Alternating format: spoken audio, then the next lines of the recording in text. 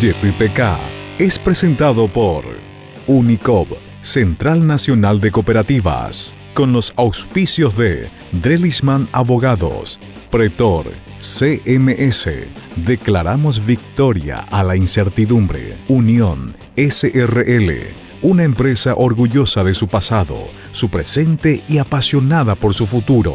ECOP, cultivando lazos de confianza. VIXA, Buró de Información Comercial. Detrás de cada persona hay una historia. Con el apoyo de Metiri, Soluciones de Recursos Humanos, y GDM, Gestión de Mantenimiento. Un programa de BDO, Auditores y Consultores y Capital Humano. Construimos vínculos.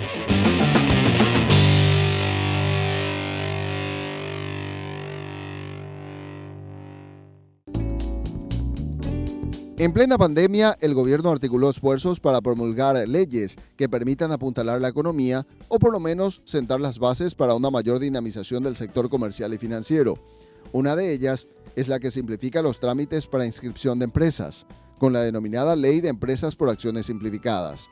La otra es la Ley de Protección de Datos, cuya finalidad es proporcionar al ciudadano un blindaje para no ser excluido del sistema crediticio o laboral por el mal uso de sus referencias comerciales. Estas normas que están hoy en el mercado, imagínense que en época de pandemia ya son importantes.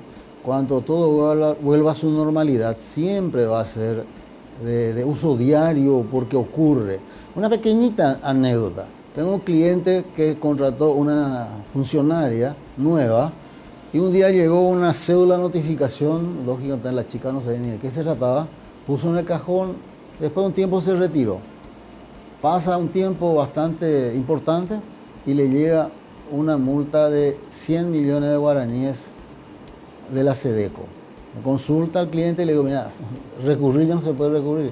Esta cédula de hace un año atrás. ¿Y qué podemos hacer? Y nada, negociar con el que nos demanda. Y tuvimos que negociar. Conseguimos algo, pero no todo. O sea, a lo que voy es que es interesante tu pregunta porque hay un eslogan jurídico que dice que la ley se presume conocido por todos.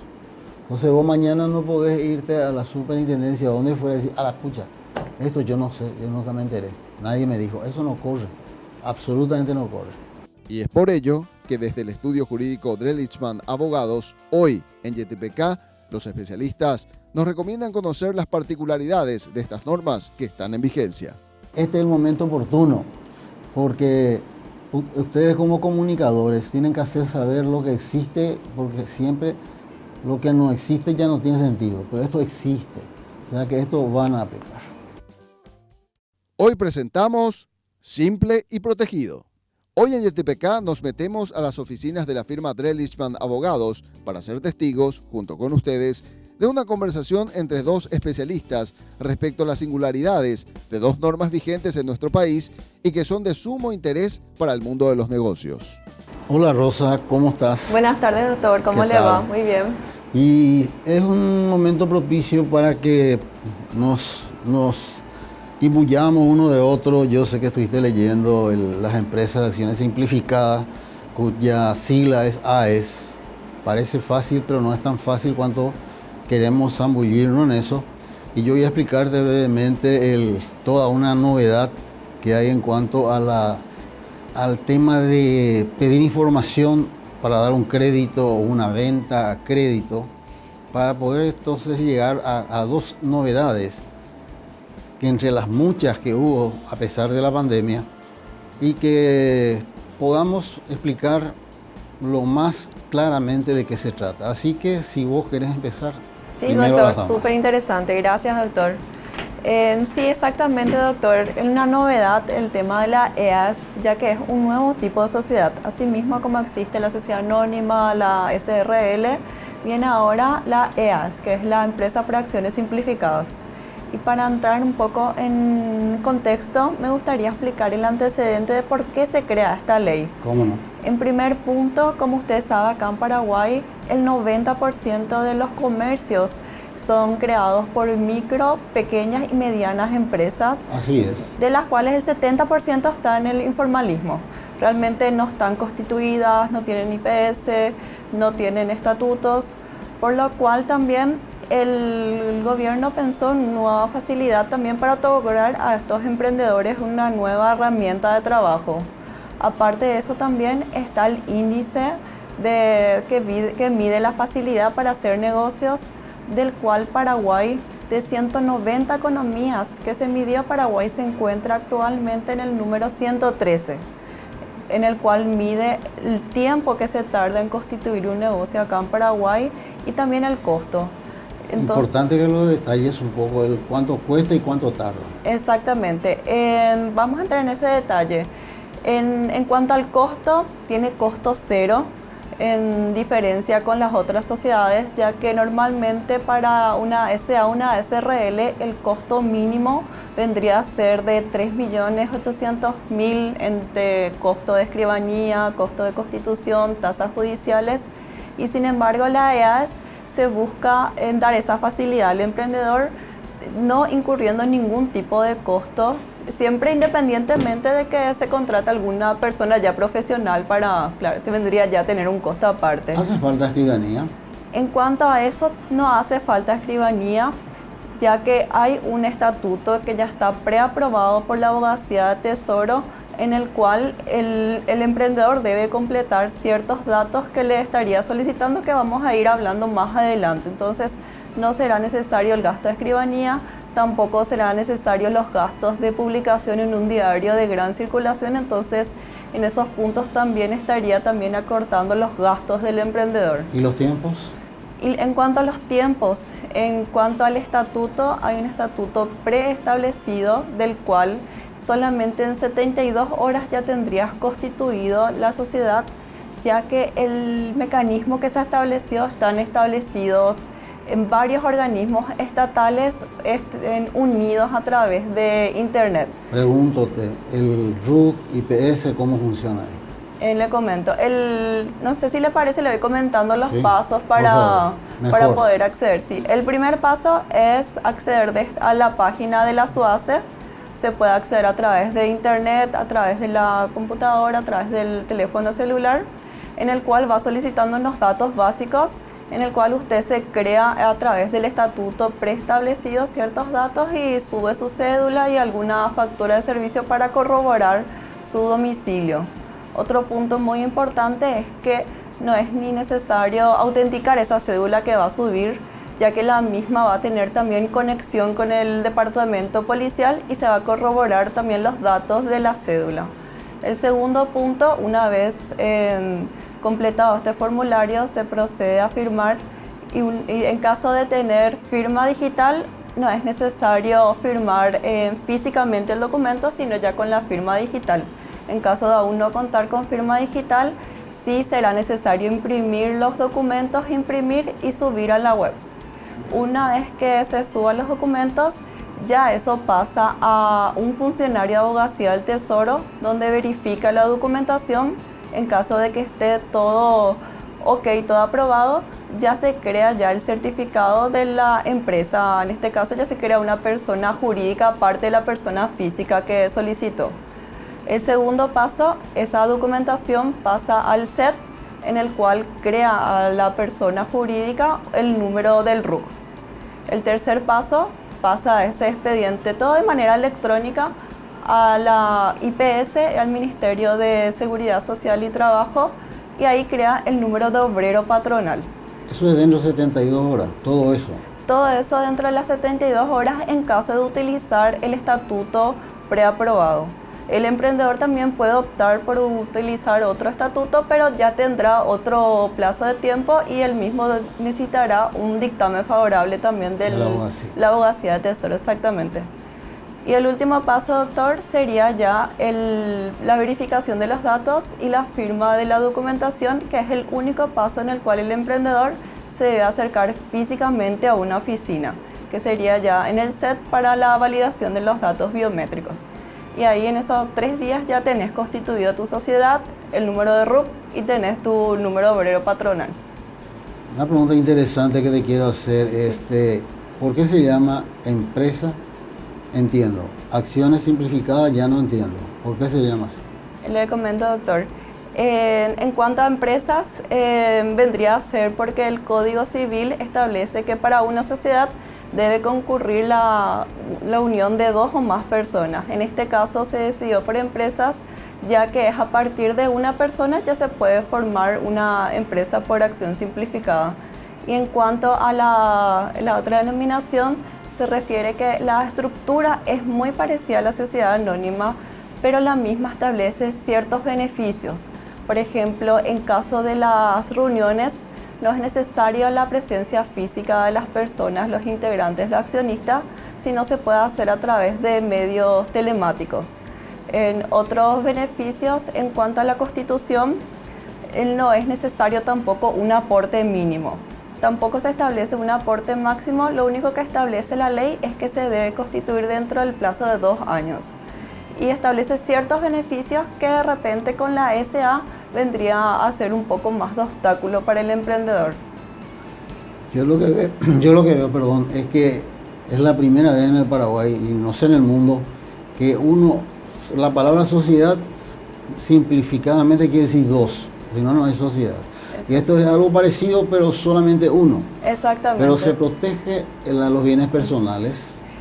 Se protege la persona física que forma parte del emprendimiento, en este caso de la EAS, responde hasta el aporte con el cual conformó la sociedad. No responde personalmente por alguna demanda judicial o laboral que pueda establecerse. O sea, el beneficio es que yo puedo hacer una empresa donde limito hasta 100 millones de guaraníes que tengo de acciones, y si tengo una demanda de 500 millones, mis bienes personales no me pueden tocar si firmé por esa empresa. Siempre y cuando no haya dolo como cualquier otro tipo de sociedad. Así mismo. Y las acciones son todas nominativas, me imagino, pueden ser... Exactamente, doctor. Todas las acciones deben ser nominativas y después en el estatuto sí ya se estaría estableciendo qué tipo si son acciones preferidas, si acciones endosables. Eso ya el estatuto es muy importante para este tipo de sociedades, ya que ahí se establece el organismo de trabajo de esta sociedad. Entiendo que es la primera vez que en el Paraguay tenemos este tipo de empresa. No vamos a decirle sociedad porque no puedo ser socio conmigo mismo. Este tipo de empresa. Y un dato interesante también es que en otros países ya existe este tipo de empresa, como dice usted. Sin embargo, en los otros países sí se llama sociedad por acciones simplificadas. Entonces, en Paraguay lo que hizo fue copiar este modelo de negocio, implementó acá, ya que los beneficios ya comprobados ya en otros países como Argentina, Chile.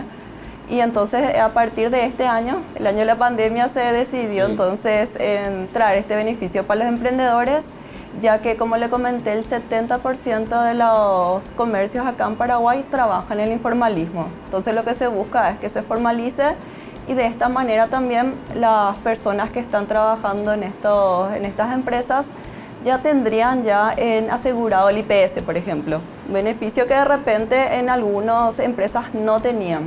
O sea, a contrario, Censo, yo veo que este es una especie de dulce que te dan, pero ya te enganchan con el RU, con el IPS, con los impuestos. Sí. O sea, costo-beneficios acá. Realmente. No es que en la sociedad anónima con su nombre lo decía, o eras libre si querías declarar o no. Acá ya te enganchan. Exactamente. Es así mismo. Ya que de repente vos creabas la sociedad y creabas un obstáculo de ir otra vez a presentar los mismos papeles que presentaste al inicio para crear, por ejemplo, el número verde patronal. Entonces esto une todos los mecanismos y entonces a partir de eso ya en un solo paso ya se crean las tres, el número verde patronal, el número de RUC y el número de la empresa. Ahora veo perfectamente, es un gancho, porque es atractivo esto, vos entras en esto pero no salís del otro.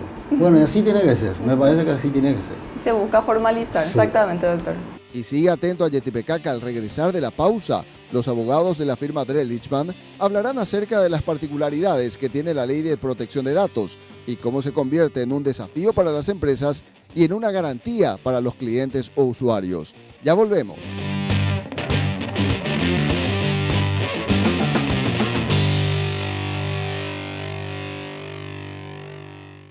Sumamos valor, sumamos al desarrollo productivo de nuestra región y del país, porque producimos de manera eficiente, responsable y segura. Sumamos al cuidado del medio ambiente porque aprovechamos racionalmente, mejoramos, conservamos y restauramos los recursos naturales. Sumamos al desarrollo social mediante la educación en valores de nuestros jóvenes y niños que crecen con una cultura de producción, conservación y sentido de pertenencia.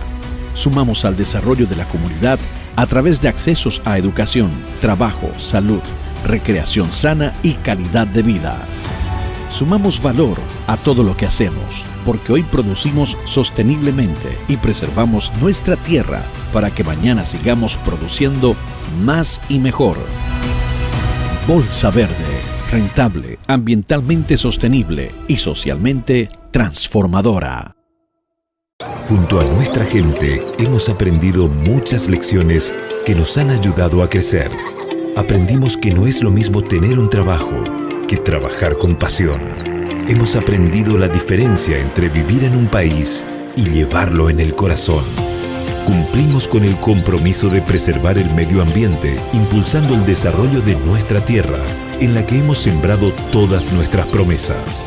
Más que distribuir insumos, somos amigos y aliados del campo. ECOP, cultivando lazos de confianza.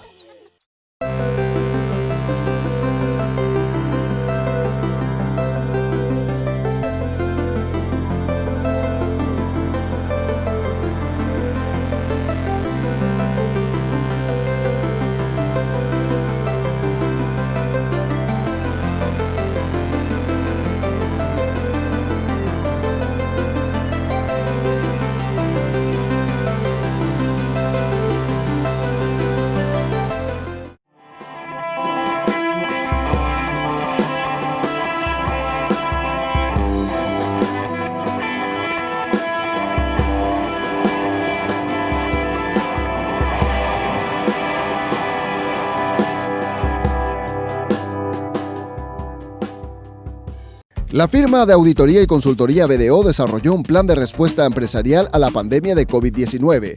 El objetivo es la continuidad del negocio sobre la base de la comunicación interna y el sostenimiento de 3 pilares de ejecución: protección legal, protección económico-financiera y reorganización interna. Conozca más ingresando al sitio www.bdo.com.pi. BDO, líderes en servicio excepcional al cliente.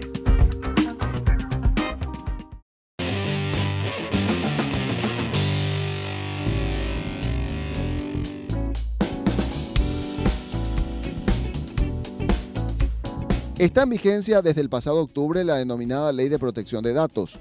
La norma prevé sanciones severas para aquellos que utilicen de modo incorrecto las referencias comerciales de las personas, ya sea para restringir el crédito o para denegar el acceso al empleo. Los especialistas de la firma Drellishman nos comparten toda la información que necesitamos saber. Bueno, yo voy a tratar de hablarte un poco de toda una novedad. En el sentido de la palabra, no sé si es novedad, pues ya existía, pero existía mal. Que son las famosas informaciones confidenciales que todo el mundo pedía para tomar un empleado, para darle crédito, para venderle a plazo. Y era una especie de discoteca donde quien quería entraba a escuchar la música que quería, ya sea para despedirlo o para contratarle a alguien. Lo que pasa es que estos datos se fueron abusando porque había una sola empresa, que era del contador Castillo, que después lo vendió a otros inversores. Estos inversores no sé qué estarán haciendo, porque se abusó tanto que para cualquier cosa se accedía a esos datos personales. Esos datos personales cada vez eran más agresivos, porque no solamente se requería el nombre, el domicilio, sino tu último trabajo y tu actual trabajo. ¿Cuántas personas dependen de vos y cuántas no dependen? Fue creciendo eso que después ya te informaban, solo consultó. Imagínate, yo llamaba a una empresa, a un banco, y le preguntaba cuánto está la tasa, y ya aparecía en el Inforcon clásico, solo consultó. ¿Qué hizo? ¿Y no puedo consultar acaso? Entonces, yo ya no consultaba, me iba personalmente o lo que fuera. Y amaneció un día una novedad que decía el de inscribir operaciones morosas. sea, yo debía al 91 días, 3 meses, al 91 días se iba al acreedor y me inscribía en esa empresa de información y aparecía Samuel Drelishman, se anota operación morosa por tanto. Y eso ya no me podía acceder a otro, no me permitía o acceder a otro crédito o que no me den una beca o para que no vaya a la función pública cuando hay personas que ni trabajaron, ni saben, etc. Entonces se buscaron mecanismos. Este tema nunca se rigió por nada más que el Código Civil, o sea que después salió una ley que establecía ciertos parámetros en el año 2001, pero nada punitivo, o sea que si me sacaban una operación sospechosa por la cual yo no puedo acceder a un puesto, yo tenía que hacer una demanda, pero en el tribunal. No tenía autoridad de aplicación, o sea, no me podía quejarme a ningún lado. Daños y perjuicios en el tribunal y la carga de la prueba tenía yo y tenía que demostrar qué perjuicio me ocasionó ese tema. Por un lado me parece muy bueno lo que se hizo y por otro lado ya era hora. Porque después de esa ley del 2001 vino otra ley del 2005 y otra del 2015, pero no había autoridades de aplicación. Es lo que más o menos yo creo que pasa con ciertas sociedades como las mutuales. Por lo menos yo no conozco que puedo irme al Banco Central o donde me puedo ir si la mutual no me pagó mi jubilación. No conozco, a lo mejor yo nomás no conozco. Pero ¿qué pasó? Salió, ahora vamos a lo que rige hoy. La ley 6534/20 que dice de protección de datos personales crediticios. ¿Y qué hace esta ley? Esta ley establece que dos cosas. Protege escuchen bien porque es importante, datos sensibles. No cualquier dato, si cuántos metros yo caminé hoy, esa cosa, no importa. Datos sensibles. Y también protege o organiza el esquema de cómo tiene que formarse una empresa que va a proveer estos datos que a partir de acá, el año 2020, se van a llamar buró, como en Europa, Estados Unidos, etc. El esquema, o sea, protege por un lado los datos sensibles y por otro lado, quiénes pueden pedir la información, cómo tienen que conservarle, cuánto vence y que si yo puedo borrar cuando a mí se me antoja esa información. O sea, por fin tenemos un repasador bastante bueno porque ya era un abuso esto. Y lo que crea esta ley en su artículo 6 es una figura bastante... Si quieres preguntarme algo, escúchame, en el artículo 6 crea una figura que ni siquiera en los códigos yo he visto, que se llama... El artículo 6, les voy a decir enseguida un ratito, se llama consentimiento informado. Es raro, ¿no? Pero está bien. El consentimiento informado, ¿qué quiere decir? Que yo no les voy a negar si me piden algo que yo quiero dar. Pero tiene que ser voluntario, no inquisitorio y no bajo coacción. Yo tengo que permitir eso. Lo que voy a proteger con esta ley es los datos sensibles. ¿Qué son datos sensibles? Algo íntimo a mí, a mi familia, a mis hijos, a la curatela, a la tutela. Eso si yo quiero dar, voy a dar, pero nadie me puede exigir. Porque los otros datos sí hay autoridad de aplicación por primera vez en el Paraguay. Se establecen dos autoridades de aplicación, el Banco Central del Paraguay a través de la Superintendencia de Bancos, por primera vez, y la SEDECO, que para nosotros es una maravilla la SEDECO. Se pueden hacer denuncias por teléfono. Y estas dos son autoridades de aplicación. ¿Qué quiere decir eso? Que si alguien me sacó mis datos sin mi permiso, o me coaccionó y me dijo, no, si no me das tu permiso, yo no te doy el crédito. Entonces yo me podía al Banco Central, a la Superintendencia de Banco y decirle, mire, señores, en tal empresa, en tal banco, o en tal cooperativa, o en tal empresa de electrodomésticos me piden esto. O me puedo ir directamente a la SEDECO. Quiero que visualicen que los dos tienen sus normas de aplicación. O sea que no porque entró Banco Central ya no puede entrar Sedeco, ni viceversa, pueden entrar los dos juntos. Y por su lado abren un expediente sumario, tiene que ser sumario, en la superintendencia y ellos en la Sedeco, con las reglas del Banco Central y con las reglas de la Sedeco. Y las sanciones son muy, muy terribles. ¿Cuáles son las infracciones primero? Y las infracciones son publicar estos datos sin consentimiento mío, o yo tengo y me pide mañana otra empresa y le doy a otra empresa, o viene un señor y dice, yo quiero ver qué datos tienen ustedes ahí mío y no le quiero dar, yo quiero que me corrijan, esto no es cierto y yo no lo corrijo, o yo quiero que venza y que saquen de ahí y no lo sacan. Entonces ahí entra mi deseo de denunciarles en uno o dos o en los dos. Y ahí ya hay todo un proceso y las penalidades son bárbaras. La primera es una sanción de 15.000 jornales mínimos, que si yo no me equivoco, calculando a 2.200.000 estaría por los 330 millones de guaraníes. La segunda sanción por reincidencia, yo, autoridad de aplicación, Banco Central o Sedeco, puedo aplicarle 30.000 jornales hasta 50.000. Ahí ya nos vamos a 800, casi 1.000 millones, a no ser que mi ley está mal escrita. Y a partir de ahí ya entra una sanción punitiva. Cierre temporal por 6 meses, hasta 6 meses. En caso de reincidencia se puede clausurar el local hasta 2 años. O sea que la gente todavía no sabe esto, pero tiene que saber porque las sanciones son muy desproporcionales a mi entender. Nunca he visto algo así, a no ser que yo esté mal informado.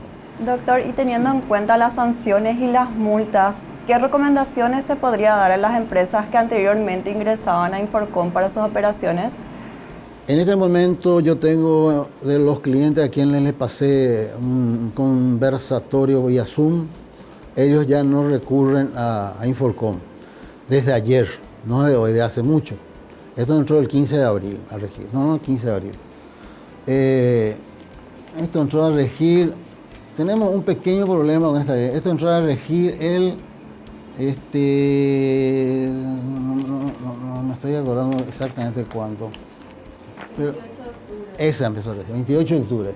Ahí ya entró como una bomba de hidrógeno, todo el mundo ya no empezó a cancelar el servicio de Inforcom. Yo mismo cancelé porque como no puedo pedir, ¿para qué voy a pagar? Pago por cada uno si necesito.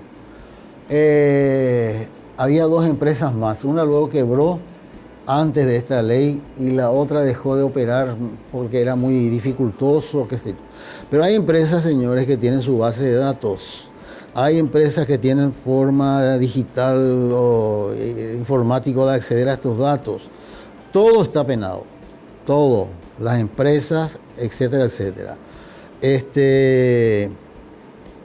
Yo sugería a mi empresa probar algo, a mis empresas probar algo.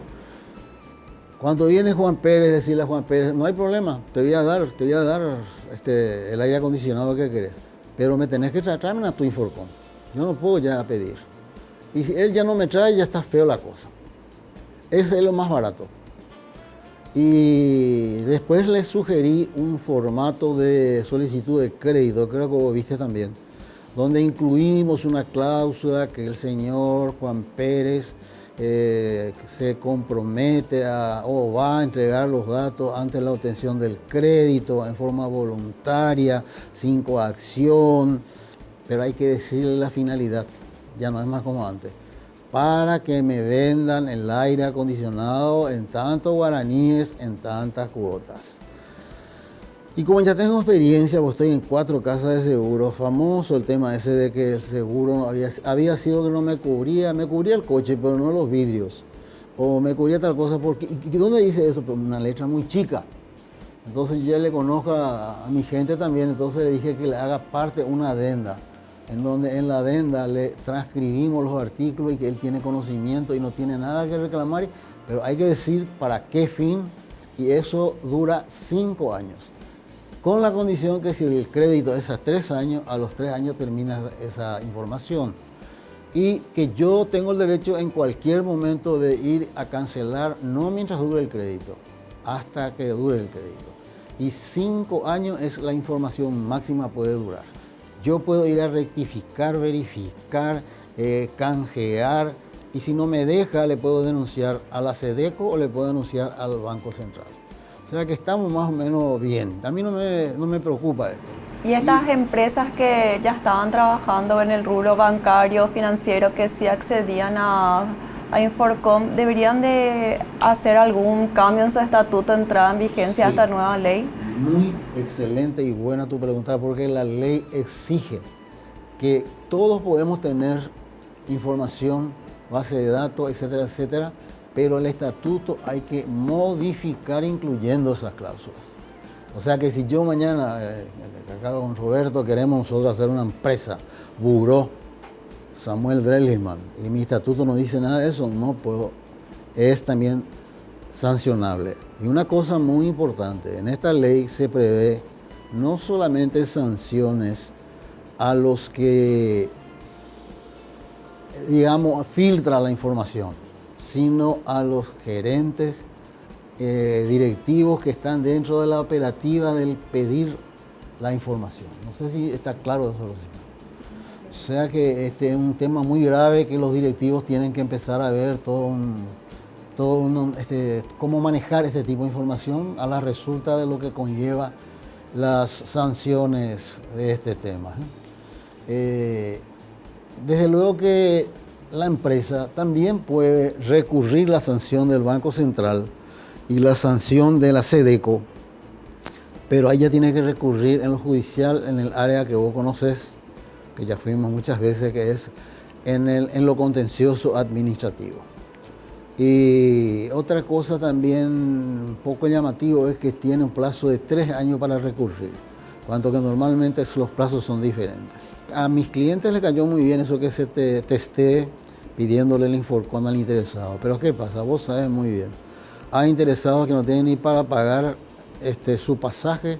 Yo no sé cuándo sale un pedido. Ese punto es interesante, doctor, porque tengo entendido que para las personas que accedan a sus propios datos de Inforcom, sí tienen que acceder de manera gratuita y no debe presentarse ninguna traba para acceder al mismo.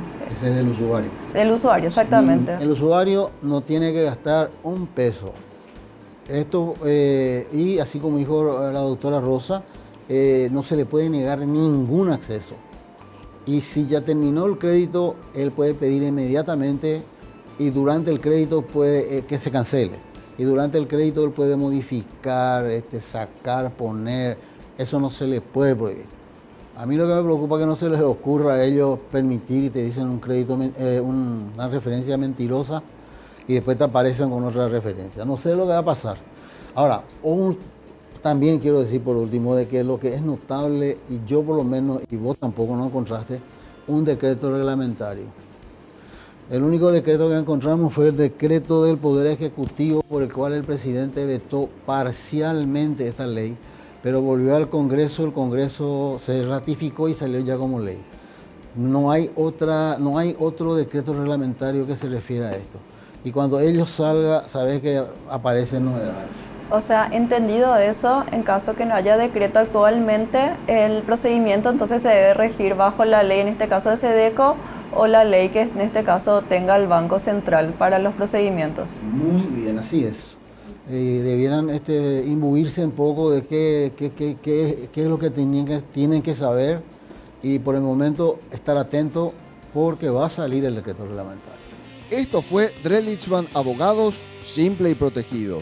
Siga con nosotros, que al regresar de la pausa, nuestros consultores analizan las implicancias de la simplificación de los procesos empresariales en este periodo de pandemia y todos sus alcances. Ya volvemos.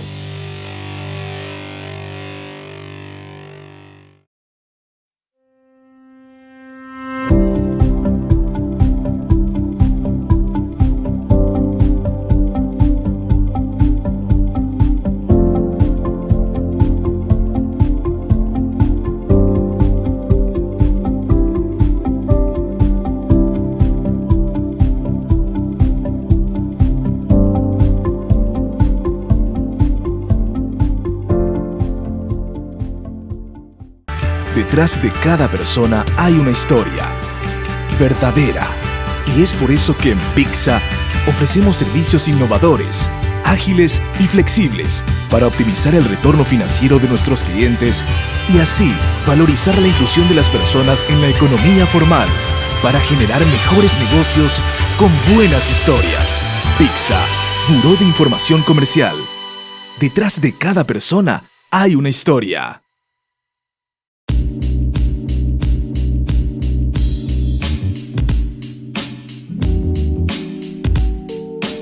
Seguimos en YTPK y ahora nos toca con Sebastián Cacasu evaluar no solamente lo que nos dejaban los especialistas de Drellishman Abogados como un tema muy importante. Ellos lo explicaron muy bien, Sebastián, cómo estas leyes que se incorporan al mercado básicamente lo que hacen será simplificar los trámites para las empresas y, en lo que nos contaba también el doctor Samuel Drellishman, proteger los datos de las personas. Así que de vuelta aquí en YTPK estamos mezclando empresas, personas, y le decía a Sebastián, en este bloque a nosotros nos tocaría evaluar cómo también el mercado, el sector de las empresas fueron simplificando sus trámites internos para poder generar sus productos y o servicios y, por supuesto, vencer a la incertidumbre de la pandemia para seguir activos, Sebastián.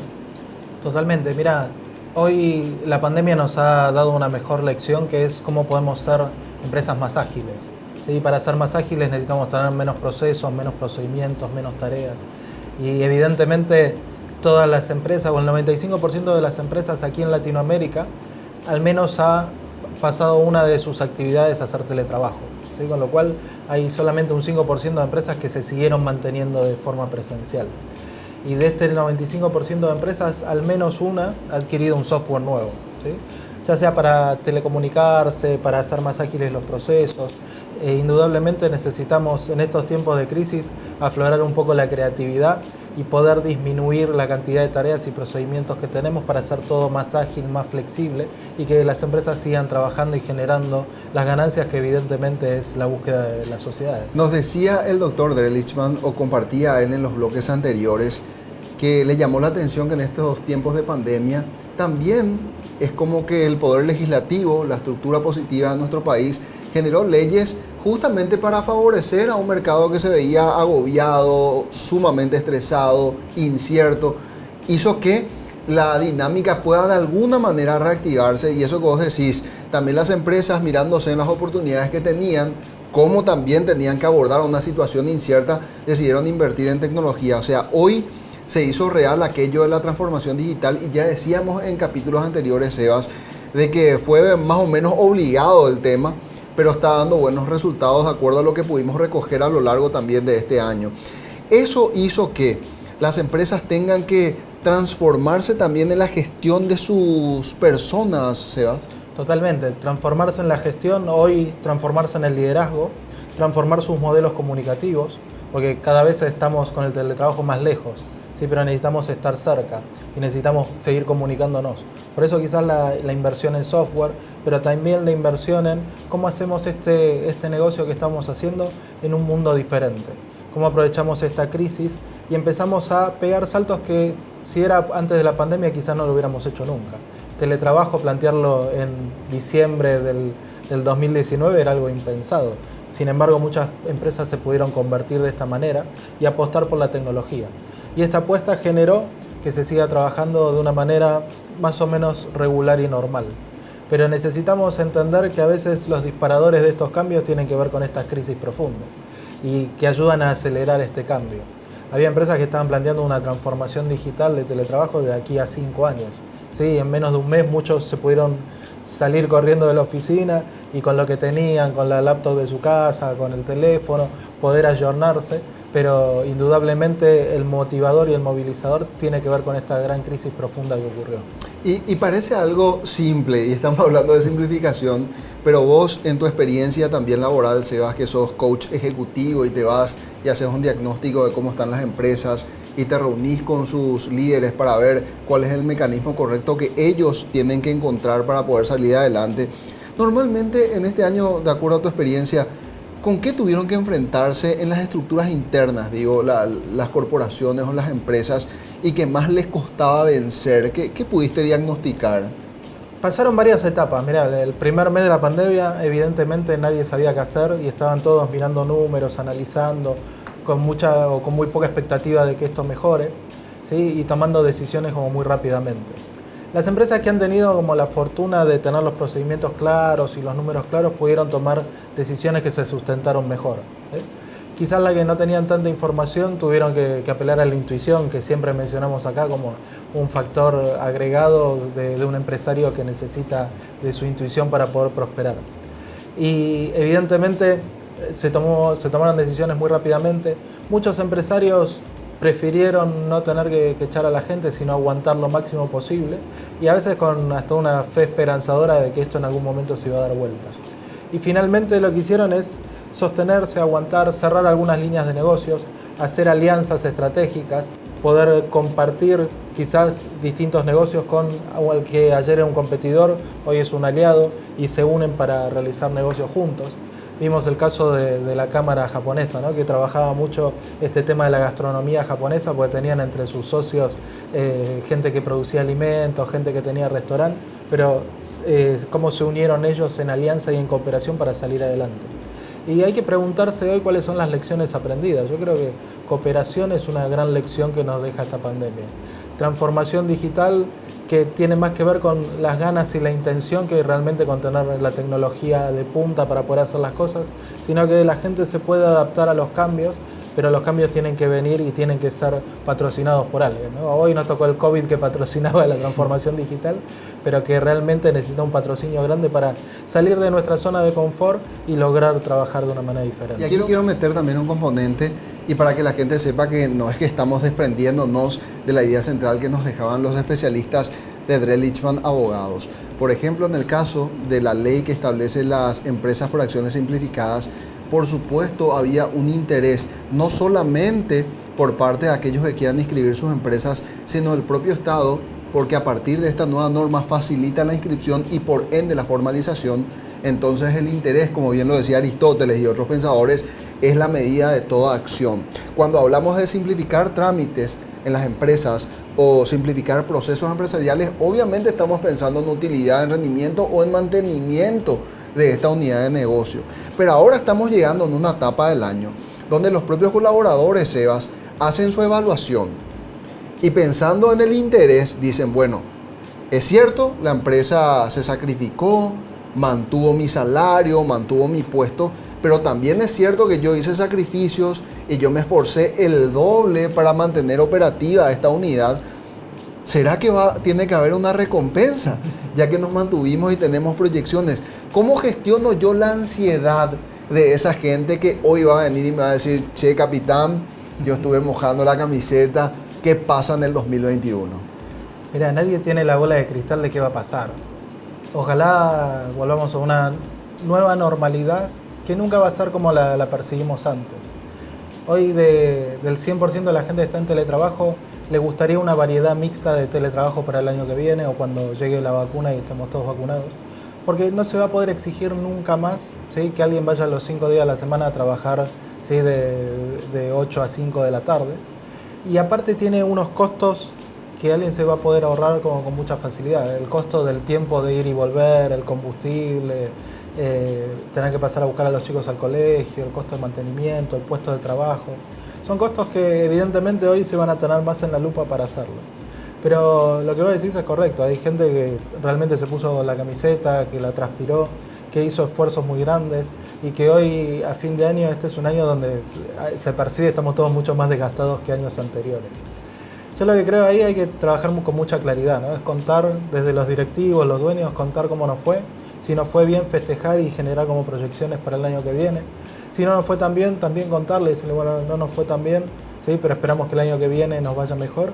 Y que la gente sienta que siempre esto es una apuesta, ¿no? Se está apostando por la gente, se está capacitando también. Yo he tenido muchísimas capacitaciones este año. Y yo siempre, cuando empieza una capacitación, le digo a la gente, ¿no? Le digo, lo único que te vas a llevar cuando te vayas de esta empresa es lo que tenés adentro de la cabeza. ¿Sí? Y tenés una empresa que está invirtiendo por seguir acumulando cosas en tu cabeza que te vas a llevar el día que te vayas, porque no tenés ninguna obligación de quedarte hasta que te jubiles. Y esa es una inversión que todo el mundo tiene que capitalizar, tiene que aprender y que sirven para el beneficio personal y profesional de cada uno. Qué bueno y tener esa mentalidad también de que de alguna manera este año difícil, duro y de incertidumbre tuvo que haber significado también un crecimiento en lo personal y en lo profesional, en la gestión de ese trabajo que estamos haciendo para nuestras compañías. Y siga con nosotros porque a la vuelta de la pausa vamos a hablar de un elemento que estuvo muy presente este año y con Sebas vamos a abordarlo desde otra perspectiva. Cómo el miedo se incorporó en nosotros, pero en algunos casos para bien. Es decir, como esa inyección de adrenalina que hizo que nos movilizáramos para mejorar nuestros procedimientos. De eso estaremos hablando enseguida al regresar de la pausa.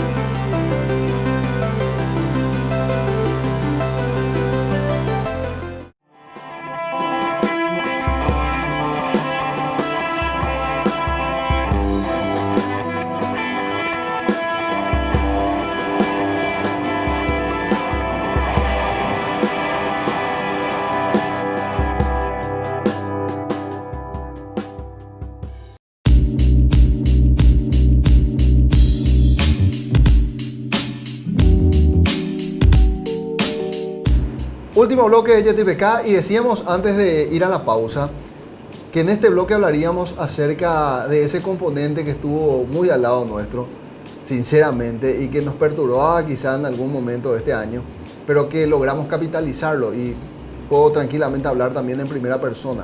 Estoy hablando del miedo. Ese miedo no, Sebas, que te paraliza, que te inhibe, sino el miedo que te produce movilidad, transformación y mejora. ¿Sentiste que el miedo se transformó en eso en muchas de las compañías que visitaste? Y en todas, porque realmente el miedo a quedarse sin trabajo, a quedarse sin sustento, a tener que cerrar, al no poder generar. Muchas veces los empresarios veían la cantidad de familias que tenían dentro de su organización y este miedo los movilizó a generar cosas. Y a veces a generar cosas que nunca se habían pensado que iban a hacer, ¿sí? ¿Por qué? Por el miedo, como toda emoción básica, que aparece en nuestro organismo como un sistema de defensa. Nos tenemos que defender de algo afuera. Y evidentemente había una amenaza muy grande, y una amenaza que es de las peores porque nos iba a sacar nuestra salud, nos iba a sacar nuestra familia, nos iba a sacar nuestro sustento. Y cuando aparece el miedo genera esta adrenalina, ¿sí? Genera que la sangre circule más rápidamente, que podamos, ¿sí? En inglés se dice fight or fly, ¿no? Que es pelear o salir corriendo, ¿sí? Y de esta manera este miedo es un gran catalizador. Algunos autores hablan de que el miedo es lo que nos posibilita como sociedad ir evolucionando. Porque si no tuviéramos miedo, ¿sí? No hubiéramos hecho una vacuna en menos de un año como se hizo, no hubiéramos reconvertido nuestra unidad de negocios, no hubiéramos salido a hacer cosas locas e impensadas como lo veníamos haciendo. Y el miedo es un gran aliado si sabemos trabajar con él. Claro, y vemos miedo en esto que también hablábamos hoy en este episodio de YTPK, pero miedo en el buen sentido de la palabra. Estas reformas legales que se incorporan justamente se dan por temor a que las empresas decaigan o quizás no tengamos un buen proceso de formalización. Y llegaron estos responsables del Ministerio de Industria y Comercio, que son los proyectistas o por lo menos los instigadores a estas reformas legales, a decir, bueno, necesitamos en este momento simplificar las cosas. Y hoy más que nunca, porque en este escenario pandémico, obviamente la actividad económica se deprime y necesitamos incentivar a la gente a que quiera formalizarse, porque esto tiene toda una cadena de valor que hace que las cosas en un futuro no muy lejano puedan mejorarse sustancialmente. Entonces vemos efectivamente, Sebas, al miedo como un componente sustancial para el hacer en este 2020, a pesar de que también seguramente hubo experiencias de fracaso donde el miedo paralizó y no lograron conectarse con ese proceso de reinvención. Allí hay una cuestión que es actitudinal o por dónde pasa para poder encontrarle la vuelta al miedo y convertirlo en un valor, Sebas? Mira, muchas veces tiene que ver con las creencias que tenemos acerca del miedo, ¿sí? Y a veces cuando hablamos del miedo pareciera ser que es una emoción que no hay que tener, ¿no? No te dicen no tengas miedo, hacelo, vos podés, pero que realmente hay que convertirlo en nuestro aliado, ¿sí? Porque este miedo primero te despabila, ¿sí? No te deja dormir. Alguien con miedo no puede dormir porque está alerta todo el tiempo. Y sentir esta adrenalina, sentir esta presión como para accionar y empezar a realizar las cosas. No, si nos quedamos quietos, este miedo que nos termina paralizando y no nos deja movernos y nos tira debajo de la cama, ¿sí? Ese miedo no es un buen aliado. Sí es empezar a reconocer qué es lo que nos pasa y cómo podemos empezar a darle al miedo lo que el miedo necesita. ¿Y qué es lo que necesita? Tener un poco más de certidumbre, ¿sí? Cuando empezamos a tener certidumbre empezamos a vender, empezamos a conseguir clientes, empezamos a movernos, ya el miedo se va disipando. Pero hay que tener siempre esta cuotita de miedo, porque lo peor que nos puede pasar es cuando nos estabilizamos, ¿sí? Cuando ya las cosas va todo bien y ahí entramos en nuestra zona de confort y no hay miedo porque entramos en esta rutina y nos generamos cosas diferentes. Yo creo que la pandemia fue el gran despertador, ¿no? Despertarnos a hacer cosas que quizás no nos animamos a hacer o cosas que nunca pensamos que íbamos a hacer, ¿sí? Que con miedo las podemos hacer. El miedo también como una alarma, podríamos decir, Sebas, porque acá vamos a hacer un paralelismo con lo que conversábamos en estos días con una compatriota que está radicada en Alemania y que nos decía en el noticiero aquí de ABC, haciendo un contraste con lo que es la experiencia paraguaya y lo que es la experiencia de la sociedad alemana, que si bien esta es una sociedad de primer mundo, no incorporaron los hábitos que podrían catalogarse también del miedo a que se propague la pandemia, como sí ocurrió en Paraguay, de tener en los comercios formales un puesto de lavado de manos, el tomar la temperatura a aquel que iba a ingresar a determinado comercio, o el aplicarle el alcohol líquido o alcohol en gel como una herramienta de prevención. Esto no ocurrió en Alemania. ¿Qué resolvió el gobierno alemán? Ir de vuelta a un encierro total y paralizar la actividad económica. Hoy, dentro de todo, estamos a tiempo. El gobierno tiene que resolver qué medidas restrictivas aplicar, si es que las aplican esta semana justamente de la Navidad.